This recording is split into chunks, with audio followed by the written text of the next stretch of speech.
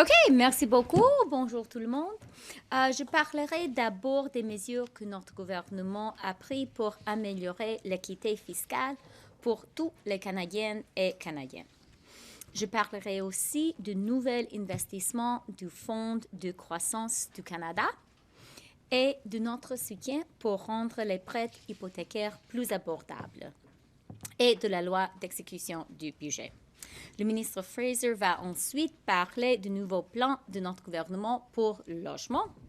Enfin, le ministre Duclos va parler du travail que nous faisons pour construire plus de logements au Québec et de notre plan pour construire des logements sur les terres publiques.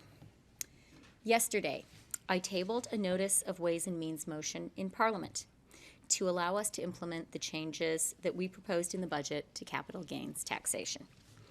This Ways and Means motion and the legislation that will follow it reflects the capital gains changes laid out in the 2024 budget and its tax annex. These changes will result in a small number of well-off Canadians paying a little more tax when they sell a successful investment. In turn, that revenue will pay for investments that will help all Canadians, especially our younger generations. It will help fund our plan to build more homes faster, so more younger Canadians can achieve the dream of home ownership. And it will help make life cost less for Canadians. Évidemment, le Canada pourrait financer ces investissements essentiels en s'endettant davantage. Mais ça serait un fardeau injuste sur les jeunes générations. La responsabilité fiscale est importante et c'est grâce à notre approche fiscalement responsable que nous pouvons nous permettre de faire les investissements dont le Canada a besoin et de créer des bons emplois dont les Canadiennes et les Canadiens ont besoin. C'est aussi grâce à notre approche responsable qui a aidé à créer les conditions qui ont permis aux banques du Canada de baisser le taux d'intérêt.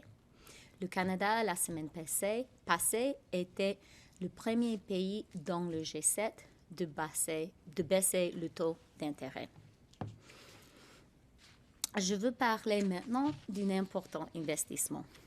Le tout nouvel investissement est le deuxième contrat sur différence pour le carbone fait par le Fonds de croissance du Canada que j'annonce ce matin. The Canada Growth Fund this morning announced its partnership with Varme Energy, an Edmonton-based company whose innovative carbon capture technology will produce clean electricity from waste that is diverted from landfills. This technology will help lower home energy costs while creating well-paying jobs for workers across Alberta. And since I'm talking about good news for Edmonton, I do want to say the Oilers are now Canada's team. They're our Canadian team in the playoffs. I think we were all a little heartbroken last night, and we are going to be cheering the Oilers on in Game 3. Connor McDavid said they're the best when they're coming from behind, and so I think our whole country is going to be with them, cheering them on. Okay, back to the Canada Growth Fund. It's a key pillar of our economic plan that will create jobs, boost investor confidence, and drive economic growth, while at the same time fighting climate change. And just before I pass it over to Minister Fraser to speak a little bit more about our ambitious housing plan, I want to touch on a point I made earlier about helping younger Canadians become home buyers. Notre gouvernement sait que l'un des plus grands obstacles à la propriété pour les jeunes, c'est de se qualifier pour un prêt hypothécaire et de s'assurer de pouvoir faire les paiements par la suite. C'est pourquoi, dans notre budget, nous avons annoncé de nouvelles améliorations à la charte hypothécaire canadienne. Dans la charte, il y a des détails sur l'allègement hypothécaire sur mesure que les Canadiennes et les Canadiens peuvent attendre de leur banque s'ils se trouvent dans une situation financière difficile. To restore generational fairness in the housing market, our government is strengthening the Canadian Mortgage Charter with new measures to unlock pathways for younger Canadians to get those keys to their first home. Effective August 1st this year, we are allowing 30-year amortizations on insured mortgages for first-time homebuyers, purchasing newly built homes, including condos and townhouses. Today, our government is releasing detailed guidance for lenders to enable them to offer those 30-year mortgage amortization. This means that first-time buyers purchasing newly built homes will now have 30 years to pay off their mortgage instead of 25. That translates to lower monthly payments so that more younger Canadians can afford to pay that monthly mortgage on a new home. Ce n'est qu'une des nombreuses nouvelles mesures que notre gouvernement prend dans son budget de 2024 pour que les jeunes Canadiennes et Canadiens puissent réaliser leur rêve d'être propriétaires. C'est pourquoi je demande à mes collègues parlementaires d'adopter la loi d'exécution du budget et de le faire le plus tôt possible parce que les Canadiennes et les Canadiens comptent sur nous. Ce projet de loi prévoit des mesures budgétaires essentielles qui vont garantir une chance équitable pour chaque génération et qui vont assurer la croissance de l'économie d'une manière qui va être partagée par tout le monde. Notre gouvernement agit dès maintenant et il agit résolument avec un plan économique financièrement responsable. Nous savons que les jeunes comptent sur nous et nous ne les laisserons pas pour compte. Merci beaucoup, and I'll now hand it over to my colleague, Sean. Over to you, Sean. Merci, Chrystia. Merci tout le monde pour être ici. I want to just delve into the importance of investment if we're going to solve the housing crisis. We can't expect, without serious government investment, that we're going to see progress that's different than what we've seen during a multi-decade period when the federal government decided not to be investing in housing. What we see with some of the measures that Minister Freeland's identified is we've given ourselves the capacity to do two key things. One, make the investments necessary to address the housing crisis, and two, do it in a way that's fiscally responsible. We don't want to create a situation where we give cause to the Bank of Canada to further increase interest rates, which would work against our building goals. And at the same time, we know we need to make these serious financial investments if we're going to actually change the landscape when it comes to home construction in this country. One of the key areas that we've made investments is through the Housing Accelerator Fund, targeting new building permits and zoning changes that will cause us to see more homes be approved and permitted more quickly, and of course, see more investment into residential building. We've got excellent news this morning. Stats Canada released its report demonstrating that in the month of April, there were 22,600 new building permits issued for multi-unit residential construction, which is an all-time record in Canadian history. This is exciting news, and it's being matched by a 21% increase in investment, up to $8 billion in home construction in this country. What we see is a direct consequence of zoning reform, sometimes provincial legislation, often incentivized in the communities where we've seen now 179 agreements signed, I should say 178, given that Oakville has backed out of its deal. That's going to lead to hundreds of thousands of new units over the next decade. This month, before we've actually factored in, I should say in the month of April, before we've had the benefit of a recent cut in the rate of interest with the Bank of Canada, we've nevertheless seen an enormous increase in the number of building permits actually being issued.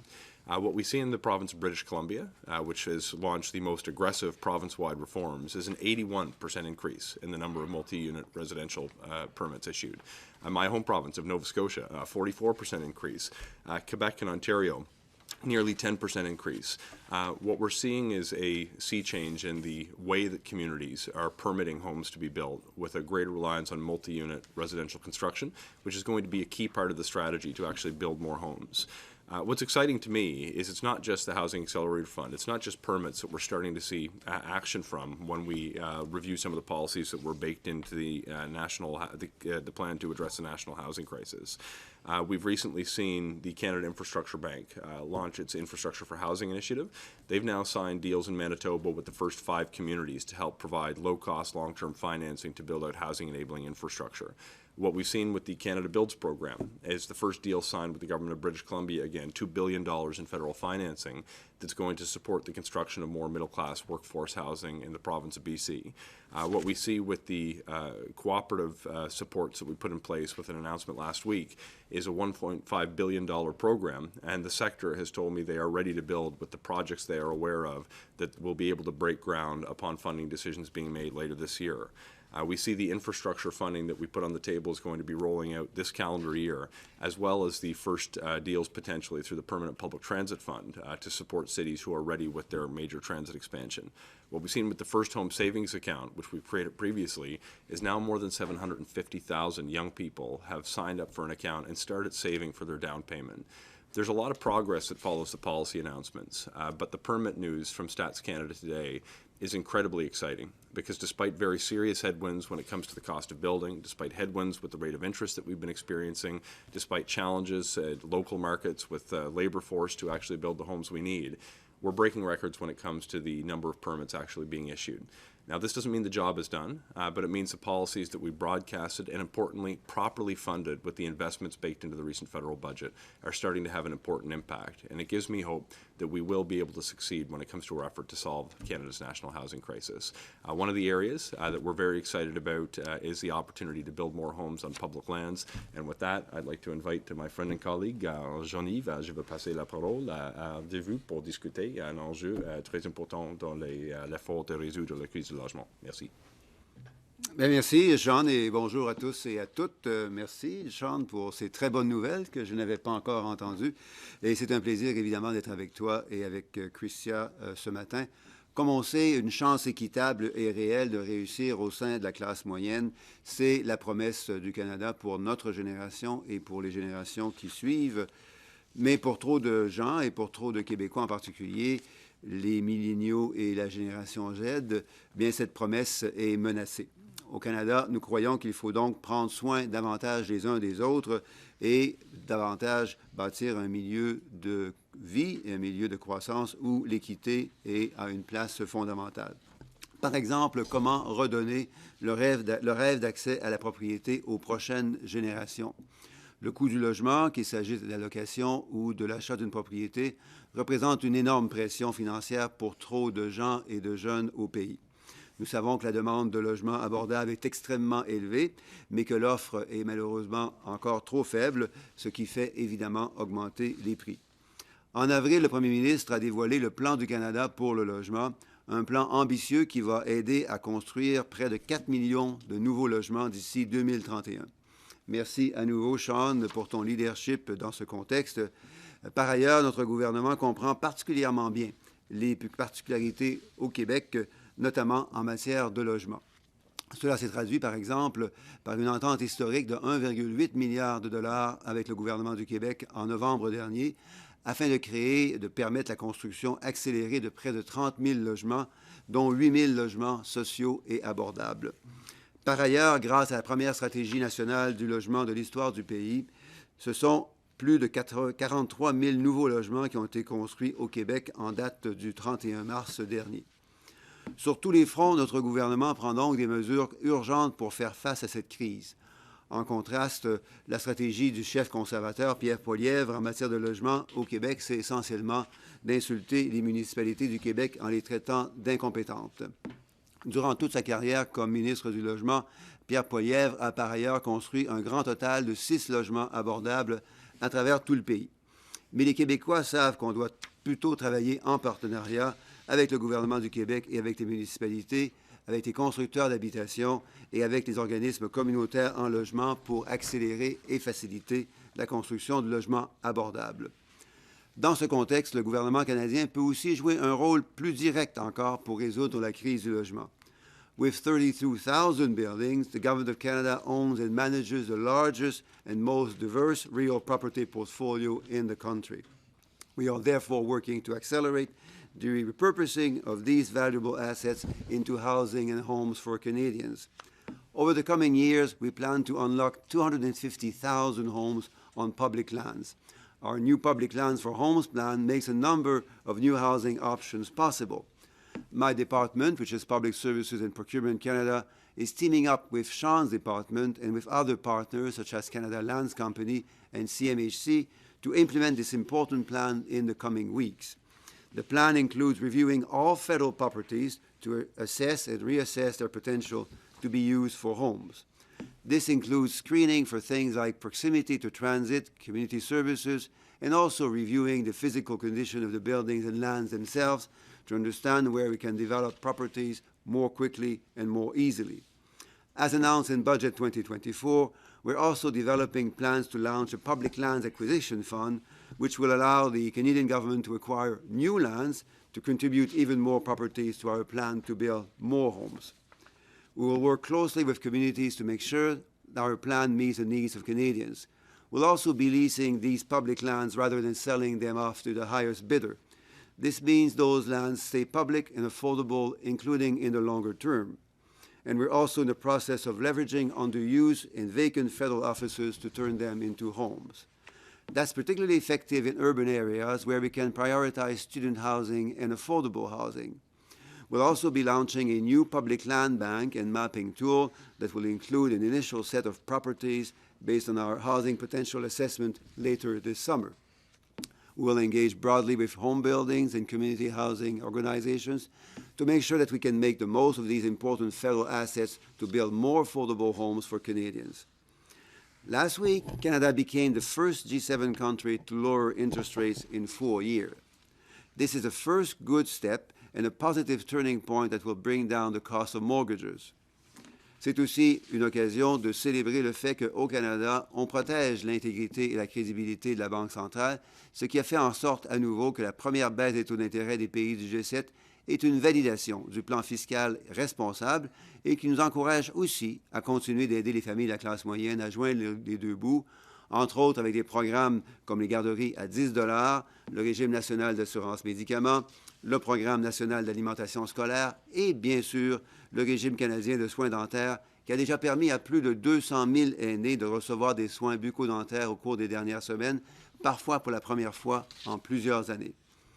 J'aimerais finalement remercier ma collègue, la ministre Freeland, pour son leadership en matière d'équité intergénérationnelle. L'augmentation du taux d'inclusion du gain en capital au-delà de 250 000 $ permettra, selon les estimations du gouvernement du Québec, d'augmenter les revenus de la province d'environ 3 milliards de dollars. J'invite mes collègues du Québec, tous mes collègues du Québec, des partis d'opposition inclus, dont ceux du Bloc, mais également les 9 députés conservateurs du Québec, à appuyer la motion qui sera présentée aujourd'hui à la Chambre des communes sur cette question. Demander aux plus riches de payer un peu plus pour pouvoir investir dans le logement, l'action climatique, la santé, les bons emplois et dans nos jeunes, c'est la bonne chose à faire au Québec et partout ailleurs au pays. Merci. Thank you. Okay, we will go to questions. Who wants to go first? Even Dyer, CBC. Good morning.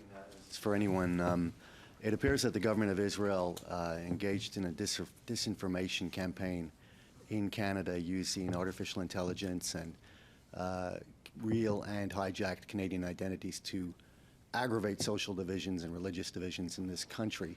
What is your reaction to those reports, and what does the government plan to do about it?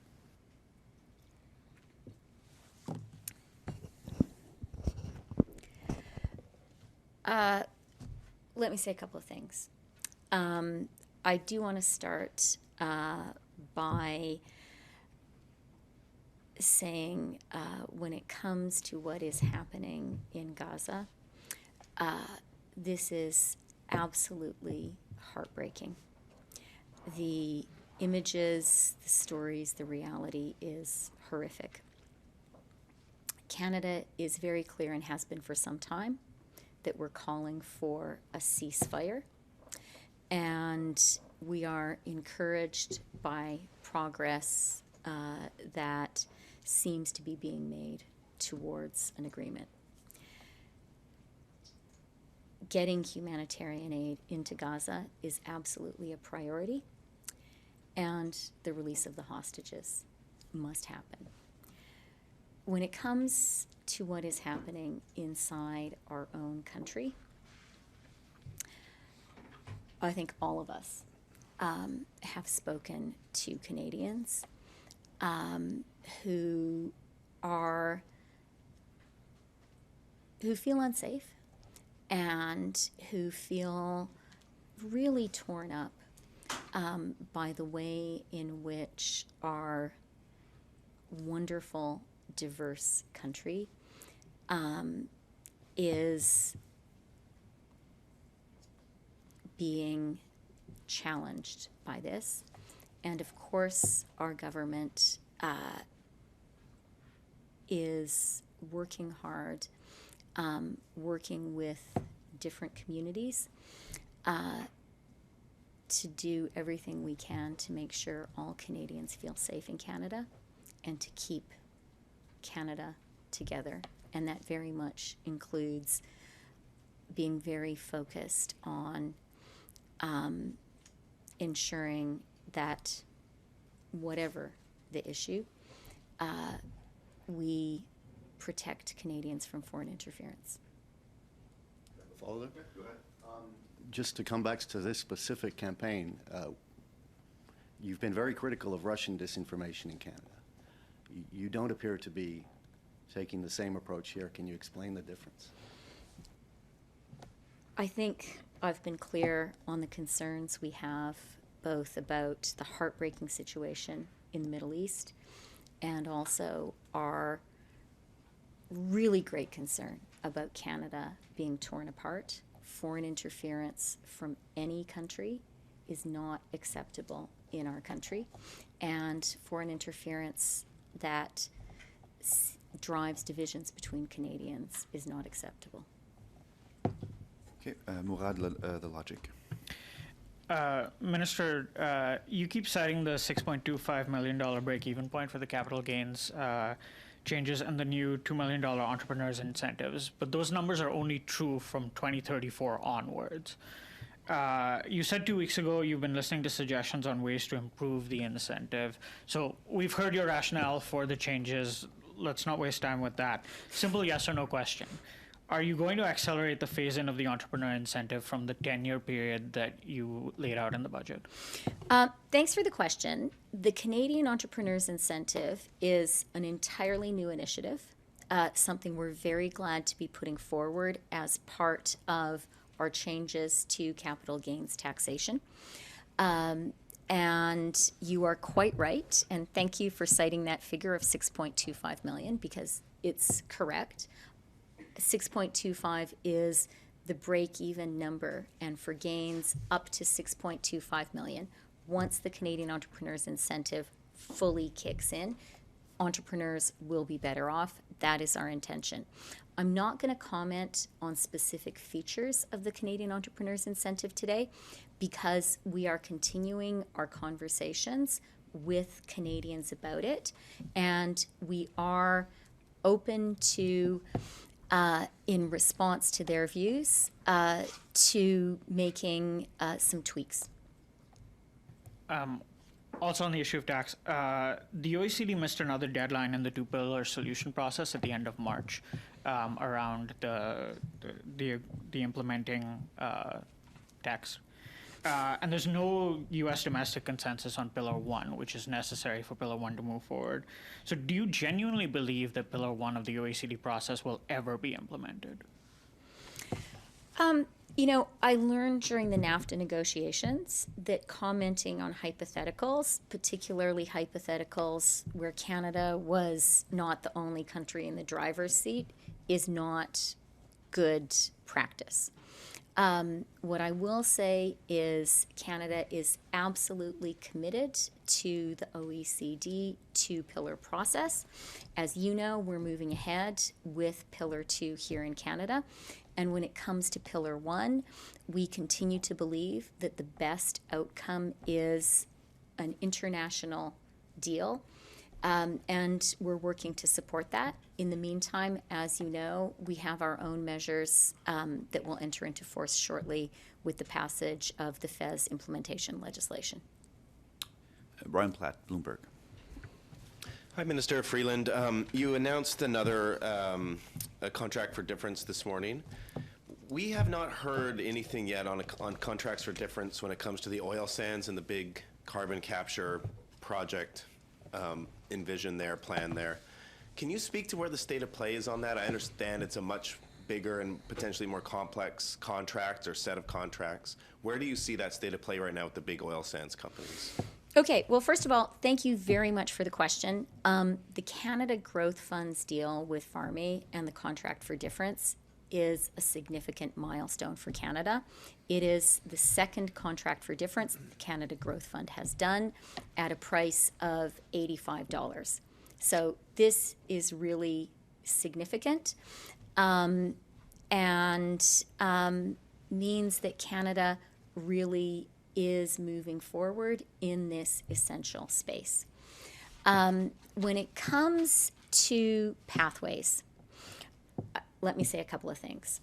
The first is the federal government's carbon capture, storage and utilization tax credit is very significant. This is a very great deal of support from the federal government. I am glad that it is there. I wish that opposition parties, particularly the Conservatives, had not filibustered and blocked and delayed, because what I understand from the industry is having that tax credit fully passed into law makes a real difference to them. The good news is that tax credit will be passed into law very soon, and that is going to provide the sort of ironclad certainty that I have been hearing from the industry they need. Major contribution from us. It is coming very, very soon. And that, from my perspective, is the biggest contribution anyone at any level of government, public sector or private sector, has made to major carbon capture, storage and utilization projects in Canada. It's come from the federal government. I am glad that it's there, and I'm glad industry will very soon have the certainty it needs. In terms of conversations between the Canada Growth Fund and other industry partners, both in the oil and gas sector and across the economy, the Canada Growth Fund operates independently. The whole principle of the investment was we gave them $15 billion to invest at a concessional rate because we think that tier of capital is necessary, but to make the investments like smart investors because we want to get the money back. So further questions about how those conversations are going, I would direct you to the Canada Growth Fund. I know that there are active conversations happening, and that's a good thing. Are you or your cabinet worried that this is moving, that the Pathways project is moving too slowly? Because if this doesn't get going quick enough, you're not going to get, the country will not get to its emissions targets. Are you worried this is moving too slowly? What's your message on that? My message is I'd like to have it happen ASAP. I am very pleased that the CCUS tax credits are going to be passed into law. When I talk to industry, they've been saying to me, we need that certainty. Well, that certainty is nearly there. And what I would say to industry is, okay, I'm getting your tax credit passed into law. That's going to happen in the coming days. I'd love to see shovels in the ground. Exit Paul, Global. Hi, Minister Freeland. Other parties have committed to kicking out caucus members if they are to be found wittingly collaborating with foreign states. Will your party commit to doing the same, yes or no? When it comes to foreign interference, the Minister of Public Safety spoke about that extensively yesterday.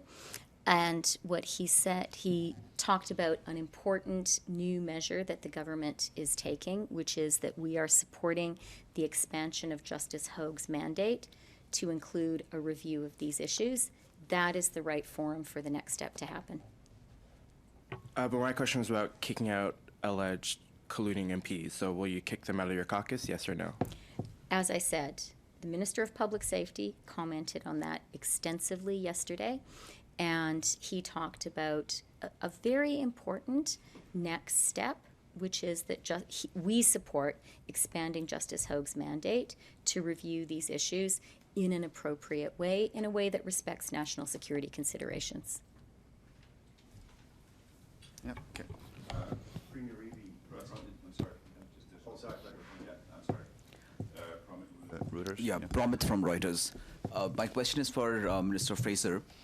Productivity in construction has been flagged as a very major issue, and it is not really coming up. Considering that the kind of targets that we have in housing and kind of plans we have, how do you really want to tackle this thing? Because it's going to be a big impediment.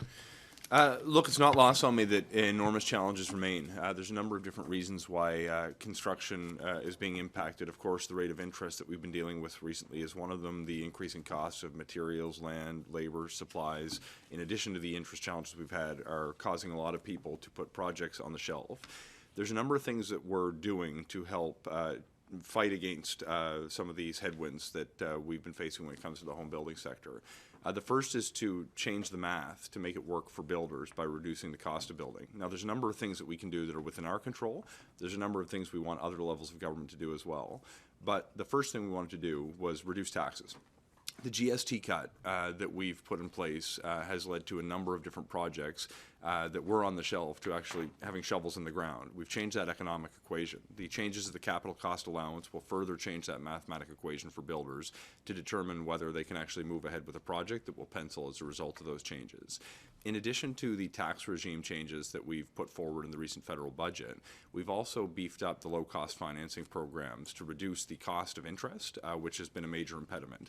This includes the creation of the Canada Builds program. It includes a multi-billion-dollar top-up to the apartment construction loan program, which is going to end some flexibilities in the program authorities, by the way, to allow builders to pursue a portfolio approach and to work with frequent builders who are familiar to us to allow them to come through the process more quickly.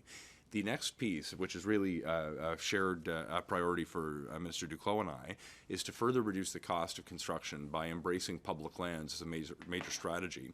Instead of just selling off the lands to the highest bidder, making sure that we keep public lands public, but offer low-cost, long-term leases so we can actually reduce the input costs in construction in exchange for commitments around affordability.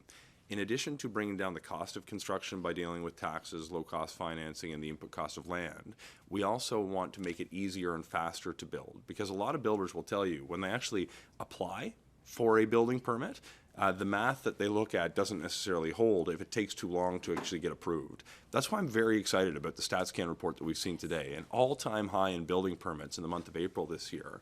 The way that we're actually doing that is not just crossing our fingers and hoping it happens. We got to work and signed agreements with 179 partners across the country that's going to lead to 750,000 additional building permits over and above what we were projected to do.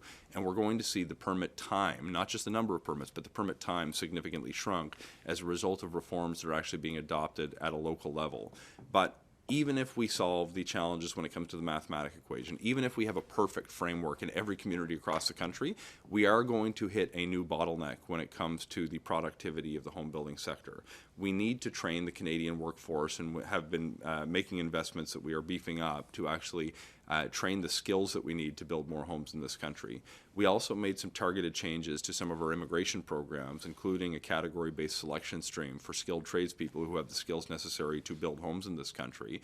But we're incentivizing, in addition, new measures that will expand existing factories and potentially lead to new factories when it comes to getting that new piece of equipment that will make them more productive, or when it comes to the $500 million carve-out rather, through the apartment construction loan program for homes that are built in factories, so we can actually change the way that Canadian industries build homes as we train the workforce for the traditional home building sector. There's no silver bullet here, but when we actually reduce the costs through those measures I've described, make it faster and easier to get that permit, and in addition incentivize productivity in the home building sector by training and changing the way that we embrace innovation in home building, building, we can overcome some of these challenges. But I should point out as well, the measure that Minister Freeland drew attention to today around the 30-year amortization period for new builds, including specifically for condominiums and row homes, is going to create a new incentive that will allow more people to get into the market who previously may have been looking at a monthly payment that they couldn't afford.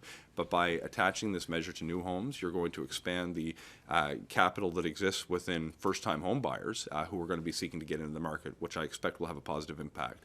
There are a number of factors at play that are outside of the government's control, but those with which we have an ability to shift.